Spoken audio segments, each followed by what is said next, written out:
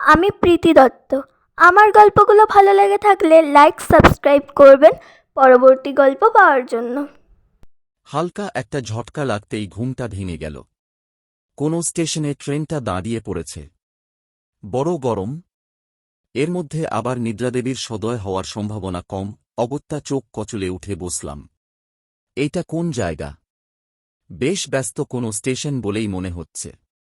এত রাতেও ভিড় মোটামুটি ভালোই। টাইম দেখলাম মোবাইলে, রাত 1:05। গলাটা শুকিয়ে এসেছে, একটু জল পেলে বেশ ভালো হতো। কিন্তু ব্যাগ থেকে বোতলটা বার করে দেখি, তাতে আর এক বিন্দু জলও অবশিষ্ট নেই। জানালার ঠিক সামনেই পানীয় জলের একটা কল চোখে পড়ল। বোতলটা নিয়ে চটপট নেমে পড়লাম প্ল্যাটফর্মে। মনে হয় কিছুক্ষণ আগেই এই অঞ্চলে বৃষ্টি পড়েছে, গোটা প্ল্যাটফর্ম এখনও ভিজে। আরেকটু হলেই পা হটকে যাচ্ছিল। সাবধানে টাল সামলে ট্রেন থেকে নামলাম। আকাশ এখনও গাঢ় কালো মেঘে ঢাকা। যে কোনো মুহূর্তে আবার আকাশ ভেঙে বৃষ্টি নামতে পারে। যাই, তাড়াতাড়ি বোতলটা ভরে নিই। ধ্যাত, কল থেকে সুতোর মতো জল পড়ছে। সামান্য 2 লিটারের একখানা বোতল ভরতেই যেন পেরিয়ে যাচ্ছে এক যুগ সময়। কিন্তু বোতলটা ভরে পিছনে ঘুরতেই মাথায় বজ্রপাত হল। ট্রেনটা স্টেশন ছেড়ে একটু একটু করে এগোতে শুরু করেছে। এক হাতে কোনোমতে বোতলটা সামলে দৌড় দিলাম ট্রেনের দিকে। তাড়াতাড়ি ছুটতে গিয়ে পাটা গেল পিছলে। অতগুলো লোকের সামনে 2-3টে ডিগবাজি খেয়ে মাটিতে মুখ থুবড়ে পড়লাম। মাথা তুলে দেখি, ট্রেনের শেষ বগির লাল আলোটা আমাকে ভেঙচি কেটে ক্রমশ রাতের অন্ধকারে মিলিয়ে যাচ্ছে। এত ভারী আতান্তরে পড়া গেল। ট্রেনে আমার সমস্ত লাগেজ পড়ে আছে। কি করি এখন? একবার স্টেশন মাস্টারের সঙ্গে কথা বলে দেখব। উফ, যত্ত সব উটকো আপদগুলো দেখছি আমারই কপালে এসে জোটে। তবে আসল ধাক্কাটা মনে হয় এখনও খাওয়া বাকি ছিল। হাত পা ঝেড়ে উঠে দাঁড়াতেই বাকরুদ্ধ হয়ে গেলাম। এইটা আমি কোথায় দাঁড়িয়ে আছি? কিছুক্ষণ আগেই তো যথেষ্ট লোকজন ছিল, কোথায় গেল তারা সবাই? প্ল্যাটফর্মের এপার থেকে ওপার সম্পূর্ণ জনমানব শূন্য। আমি একাই এখানে ভূতের মতো দাঁড়িয়ে আছি। এতগুলো লোক সব কর্পূরের মতো উবে গেল নাকি? এছাড়াও আমার একটা জিনিস স্পষ্ট মনে আছে, স্টেশনে প্রায় 5টা প্ল্যাটফর্ম ছিল। এখন শুধুমাত্র 2টো, একটা আপ লাইন আরেকটা ডাউন। স্টেশন চত্বরের ঝলমলে টিউব লাইটগুলো উধাও। এখন তার জায়গায় টিমটিম করে জ্বলছে ল্যাম্পপোস্টে টানানো কেরোসিনের বাতি। তাতে কাজের কাজ তো কিছুই হচ্ছে না, উল্টে সৃষ্টি হচ্ছে এক অদ্ভুতুড়ে হলুদ আলোধারী। এক নিমেষে আকাশের মেঘও সরে গেছে। এই আকাশ একদম পরিষ্কার, সেখানে আবার সুন্দর এক ফালি নীল। চাঁদও উঠেছে। অমন উজ্জ্বল চাঁদ আমি জীবনে দেখিনি। ঠিক যেন কোনো অদৃশ্য পুরুষ এক বৃহৎ রূপালী ঘরার থেকে পৃথিবীর বুকে জ্যোৎস্না নির্মল ধারা ঢেয়ে চলেছে। সেই গলিত জোছনা আকাশ থেকে ঝরে পড়ছে আমার গায়ে, শীতল চাঁদিনী ভিজিয়ে দিচ্ছে আমার সর্বাঙ্গ। ধপ করে একটা পাথরের বেঞ্চিতে শরীরটা এলিয়ে দিলাম। কি হলো ব্যাপারটা? মাটিতে পড়ে গিয়ে মাথায় চোট পেলাম বুঝি? এমন ধারা মতিভ্রান্ত হওয়ার কথা নয়। সদ্য ভরা বোতলটা থেকে জল নিয়ে চোখে মুখে ছেটালাম। না, সব ঠিকই দেখছি। আমার চোখের সামনেই অন্ধকারাচ্ছন্ন 2 নম্বর প্ল্যাটফর্মটা একাকী পড়ে আছে। মোবাইল বের করে আরেকবার সময়টা দেখলাম, 1:05। স্ট্রেঞ্জ, এতক্ষণ ধরে প্ল্যাটফর্মে দাঁড়িয়ে আছি, অথচ সময়টা 1 মিনিটও এগোয়নি। ফোনটাও বিদ গেল নাকি? নেটওয়ার্ক তো একদম শূন্য। কোন কুক্ষণে যে বোনের বিয়েতে যোগ দেওয়ার জন্য বেরিয়েছিলাম।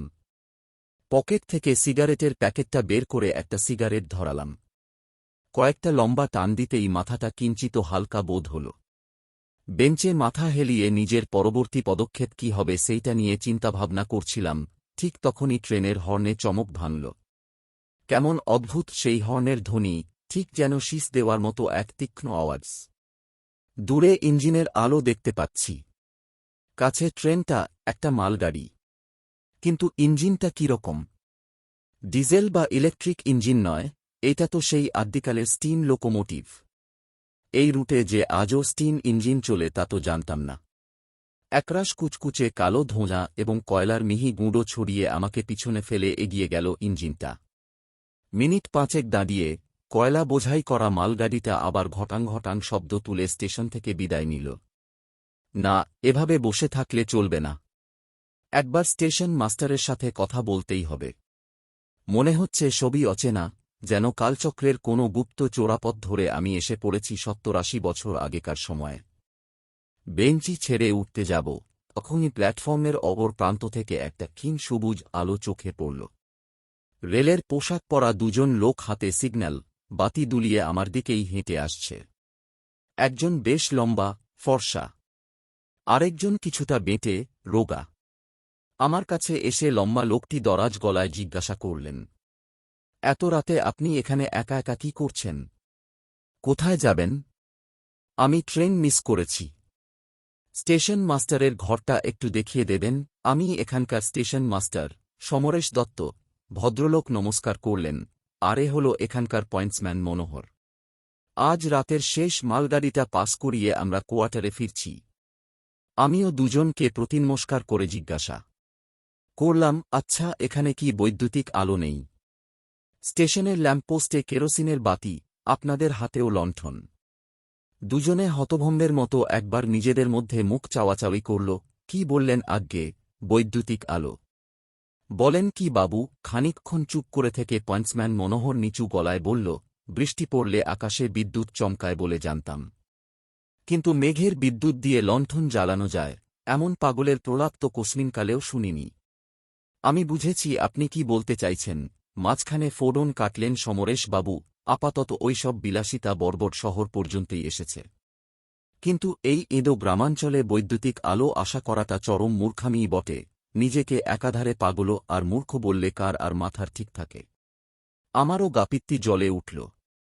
তবে এই মুহূর্তে আমি পড়েছি মহা ফাঁপরে। এমন দুর্যোগে এই দুজনই আমার কাছে আসার একমাত্র কিরণ। এদের চটালে চলবে না, তার চেয়ে বরং আলোর প্রসঙ্গ বাদ দেওয়াই শ্রেয়। সমরেশ বাবু, জায়গাটার কি নাম? স্টেশন মাস্টার দূরে আঙুল দেখালেন। প্ল্যাটফর্মের এক প্রান্তে লোহার এক ক্ষরিষ্ণু হলুদ বোর্ড, তাতে ঘষা ঘষা কালো হরফে স্টেশনের নাম লেখা। কেরোসিন বাতি আর জ্যোৎস্নার মিশ্রিত আলোয় অতি কষ্টে পাঠ করলাম নামটা, বকুলডাঙ্গা হোল্ট। তা মশাইয়ের কোথায় যাওয়া হচ্ছিল শুনি? সমরেশ বাবু আবার প্রশ্ন ছুঁড়লেন। আরও কি একটা বলছিলেন, ট্রেন মিস করেছেন নাকি যেন? হ্যাঁ, আমি যাচ্ছিলাম হাওড়া, আমার বোনের বিয়ে অ্যাটেন্ড করার জন্য। বোতলে জল ভরতে নেমেছিলাম এখানে, কিন্তু দুর্ভাগ্যবশত গাড়িটা ছেড়ে দেয়। আমার অনেক লাগেজ ওই ট্রেনেই রয়ে গেছে। দেখুন না, যদি সেগুলো কোনোভাবে উদ্ধার করা যায়। প্রৌঢ় স্টেশন মাস্টার খানিকক্ষণ মাথা নিচু করে কি একটা ভাবলেন। দেখুন, এত রাতে তো আমার পক্ষে কিছু করা সম্ভব নয়। কাল সকালে এসে আমি না হয় টরেটুক্কার মাধ্যমে হাওড়া স্টেশন মাস্টারকে একখানা টেলিগ্রাম পাঠিয়ে দেবক্ষণ। দেখি আপনার সব মালপত্রগুলো রিকভার করা যায় কিনা। টেলিগ্রাম কেন?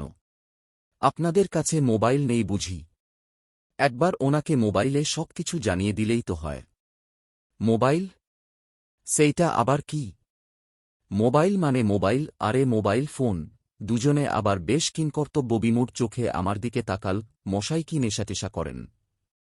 না মানে, ধুত্তর, আমাকে দেখে আপনাদের নেশাখোর মনে হয় নাকি? একটা সমস্যায় পড়েছি। কোথায় আপনি সেটার নিবারণ করবেন তা না। বুঝেছি বুঝেছি, চিন্তা নেই। আজ রাতটা আপনি আমার ঘরেই কাটিয়ে দিন। ওখানে গ্যাংম্যান হরিয়া আছে, ভারী মজার মানুষ। ভোরের আলো ফুটতে আর বড়জোর ৩-৪ ঘণ্টা বাকি। এইটুকু সময় দিব্যি হরিয়ার সঙ্গে গল্প করে কাটিয়ে দিন। তারপর সকালে আমি এসে কিছু একটা ব্যবস্থা করছি। প্ল্যাটফর্মে মুখ থুবড়ে পড়ে যাওয়ার পর চোখের সামনে সমস্ত দৃশ্য এক লহমায় পাল্টে গেছে। এই কথাটা আর স্টেশন মাস্টারের কাছে ভাঙলাম না। বৈদ্যুতিক আলো আর মোবাইল ফোনের কথা শুনে এরা আমার মানসিক ভারসাম্য সম্পর্কে ইতিমধ্যেই যথেষ্ট সন্দিহান হয়ে পড়েছে। এরপর এইসব গালগল্প শুনলে এরা দুজন মিলে নির্ঘাত আমাকে কোনো রাঁচিগামী ট্রেনে তুলে দেবে। আরে কি হলো মশাই, কি এত আকাশকুসুম ভাবছেন? আসুন আমার সঙ্গে, ঘরেই কাটাবেন রাতটা আমার টালি দেওয়া ছিমছাম ছোট ঘর। কোনায় একজন লোক আপাদমস্তক চাদর মুড়ি দিয়ে বসে আছে। কুলুঙ্গির উপর মিটমিট করে জ্বলতে থাকা কুপির আলোয় মুখটা স্পষ্ট বোঝা যাচ্ছে না। হরিয়া, সমরেশ বাবু ওকে উদ্দেশ্য করে হাঁক পাড়লেন, বাবু সাহেব আজ রাত ইয়াহি রুকেঙ্গে। ইনকা ধ্যান রাখনা। চাদরমুড়ি দেওয়া লোকটা ইতিবাচক মাথা নাড়ল। সমরেশ বাবু আর মনোহর বিদায় নিলেন। আমিও ঘরের একপাশে রাখা কাঠের প্যাটরার উপর বেশ গুছিয়ে বসলাম। বাবু কি কোনো ঝামেলায় পড়েছেন? হরিয়ার গলা শুনে বুকটা ছ্যাট করে উঠল। এমন কর্কশ স্বর জীবনে কখনো শুনিনি। যেন আস্ত একখানা স্টিম ইঞ্জিন গলায় পুড়ে রেখেছে। বললেন না তো বাবু, কোনো ঝামেলা হয়েছে কি? খানিক ইতস্তত করে ওকে সমস্ত ঘটনা প্রথম থেকে খুলে বললাম। কিছুক্ষণ চুপ করে থেকে হরিয়া বলল, আপনি চিন্তা করবেন না। স্টেশন বাবু বহুত কাম কা আদমি আছে, কিছু একটা উপায় জরুর বের করবেন। কথায় কথায় জানলাম হরিয়ার ভিটে বিহারের পূর্ণিয়া জেলায়। পেটের দায়ে 20 বছর পূর্বে এসেছিল এই বঙ্গদেশে। স্ত্রী এবং 3 ছেলে মেয়ে আজও পূর্ণিয়াতেই থাকে। বছরে একবার করে হরিয়া নিজের গ্রামে যায়। এছাড়া ওর সারাটা বছর কাটে এই ছোট্ট হোল্টেই। ছোট স্টেশনে স্টাফ খুবই কম, গ্যাংম্যানের কাজও যথেষ্ট দায়িত্বপূর্ণ।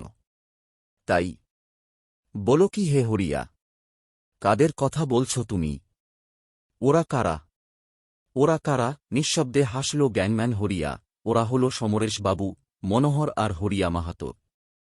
এক ঝলক ঠান্ডা বাতাসে হরিয়ার গা থেকে চাদরটা খুলে পড়ল। কুপিবাতির নির্বাণন মুখ শিখার স্বল্প আলো পরিষ্কার দেখলাম। আমার সামনে দাঁড়িয়ে আছে এক ভয়ঙ্কর প্রেতমূর্তি। ডান হাতটা কনুইয়ের নিচ থেকে কাটা পড়েছে। সেখান থেকে এখনও চুঁইয়ে পড়ছে ফোঁটা ফোঁটা তাজা রক্ত। মাথাটা একদিকে বিশ্রীভাবে থেঁতলে গেছে। ভাঙাচোরা দাঁতগুলোর ফাঁক দিয়ে ঝুলে পড়েছে জিভটা। এছাড়াও শরীরে অজস্র জায়গায় কাটাছেঁড়া। হরিয়া হাসছে, খলখল করে হাসছে। ঠিক তখনই কুপিবাতির শিখাটাও 2 বার দপদপ করে নিভে গেল। পুরো ঘরটা তলিয়ে গেল অন্ধকারের অকুল সমুদ্রে। এতক্ষণে যেন আমার সম্বিত ফিরল। গা ঝাড়া দিয়ে এক লাফে বেরিয়ে এলাম ঘর থেকে। তারপর কোনো দিকে না তাকিয়ে অন্ধের মতো ছুট লাগালাম। পিছন থেকে তখনও ভেসে আসছে হরিয়ার কণ্ঠস্বর, এখন যেন ওর গলাটা আরও কয়েক গুণ বেশি কর্কশ শোনাচ্ছে। ভাগনে সে কুছ নেহি হোগা। স্টেশন বাবু জিন্দা নেহি বাচ পায়া, না মনোহর ওর নাহি मैं। ইহা সে কই জিন্দা বাচ কে ওয়াপিস নেহি যাতা বাবু, তু ভি নেহি যায়েগা। কতক্ষণ ধরে ওই অচেনা মফস্বলের পথেঘাটে উদ্ভ্রান্তের মতো দৌড়ে বেরিয়েছি তার খেয়াল নেই। ছুটতে ছুটতে এক জায়গায় এসে ধপ করে মাটিতে বসে পড়লাম। পা দুটো আর সঙ্গ দিচ্ছে না। মনে হয় এর চেয়ে বেশি ছুটলে মুখে রক্ত উঠে মরব। বুকটা হাঁপড়ের মতো ওঠানামা করছে। কথা বলার শক্তিটুকুও আর নেই। অনতি দূরেই চোখে পড়ল একটা আলো। কোনো মতে ক্লান্ত শরীরটা টেনে হিঁচড়ে নিয়ে চললাম সেই দিকে। আরে, এইটা তো একটা লেভেল ক্রসিং। এখানেও কোনো জনমনীষী নেই। এই ক্রসিংয়ের কথাই কি বলছিল হরিয়া? দাঁড়িয়ে দাঁড়িয়ে এইসব 7-5 ভাবছি, হঠাৎ ঘাড়ে কারো তপ্ত নিঃশ্বাস অনুভব করলাম। কিছু বুঝে ওঠার আগেই পিঠে এসে পড়ল হাতুড়ির মতো এক প্রবল ধাক্কা। টাল সামলাতে পারলাম না, হুডমুড়িয়ে সোজা গিয়ে পড়লাম রেললাইনের উপরে। উঠে বসতেও পারছি না, অদৃশ্য কেউ যেন বুকের উপর চেপে বসে জোর করে শুইয়ে রেখেছে আমাকে। সেই বায়বীয় সত্তাকে বুকের উপর থেকে ঠেলে ফেলা যাচ্ছে না। ঠিক তখনই দূর থেকে কানে এলো ট্রেনের হর্ন। মুখে আছড়ে পড়ল ইঞ্জিনের চোখ ধাঁধানো আলো। দুর্নিবার গতিতে আমার দিকেই ধেয়ে আসছে একটা মেল ট্রেন। চোখে মুখে ঠান্ডা জলের ঝাপটা লাগতেই হুঁশ ফিরল। ভোরের আলো ফুটেছে। আমি বকুলডাঙ্গা স্টেশনের প্ল্যাটফর্মেই পড়ে আছি। পরম যত্নে আমার মাথাটা কোলে নিয়ে বসে আছেন একজন পুরুষ। ভালো করে তাঁর মুখের দিকে তাকাতেই ধড় মরিয়ে উঠে বসলাম। একই বাবা, তুমি? কি রে খোকা, ভেবেছিলি শ্মশানে দাহ করে এসেছিস বলে তোর এই বাপটা চিরকালের জন্য উবে গেছে? তুই ভয়ের চোটে জ্ঞান হারিয়েছিলি, ভিতুর ডিম কোথাকার। এখনও বুঝতে পারলি না? আরে এখন তো তুই আমাদের জগতে চলে এসেছিস রে। এখানে কেউ ট্রেনে কাটা পড়ে না। আগুন আমাদের পোড়াতে পারে না। তলোয়ার আমাদের কাটতে পারে না। আমরা অবিনশ্বর। এতক্ষণে লক্ষ্য করলাম বাবার পাশে আরও ৩ জন দাঁড়িয়ে আছে। Station master Samaresh Dutta, pointsman Manohar আর গ্যাংম্যান হরিয়া। সমরেশবাবু আমার দিকে তাকিয়ে বললেন মৃদু হেসে, আপনি জানেন, প্ল্যাটফর্মে পিছলে পড়ার পরেই সমস্ত দৃশ্য কেমনভাবে ভোজবাজির মতো বদলে গেছিল। কিভাবে এক নিমেষে অন্য দুনিয়ায় পৌঁছে গেছিলেন আপনি। আমি দিচ্ছি উত্তরটা, এদিকে আসুন। সমরেশবাবু আমার হাতটা ধরে নিয়ে এলেন প্ল্যাটফর্মের ধারে। লাইনের উপরে এক জায়গায় আঙুল দেখালেন তিনি। ওই দেখুন। কিছু বুঝতে পারছেন? দুটো লাইনের মাঝখানে পড়ে রয়েছে একটা দলা পাকানো, রক্তাক্ত মাংসপিণ্ড।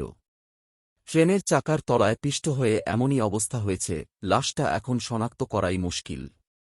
তবে লাশের রক্তমাখা ডান হাতের মধ্যমায় জলজল করা হীরের আংটিটা দেখে আমার আর বুঝতে বাকি রইল না এ মৃতদেহ আসলে কার। এবার একটু একটু করে সবটা স্বপ্নের ঘোরের মতো মনে পড়ছে। প্ল্যাটফর্মে নেমে কল থেকে বোতল ভরছিলাম। ততক্ষণে ট্রেনটা ছেড়ে দিয়েছিল। দৌড়ে বগিতে উঠতে গেছিলাম, কিন্তু ভেজা প্ল্যাটফর্মে পাহড়কে সোজা গিয়ে পড়েছিলাম ট্রেনের তলায়। মুহূর্তের মধ্যে লোহার চাকাগুলো খণ্ড খণ্ড করে দিয়েছিল আমার শরীরটা। ওয়েলকাম টু আওয়ার ইউনিভার্স, মাইশন। বাবা আমাকে বুকে জড়িয়ে ধরলেন। মৃত্যুর পরের এই সমান্তরাল জগতে তোকে আমরা স্বাগত জানাই।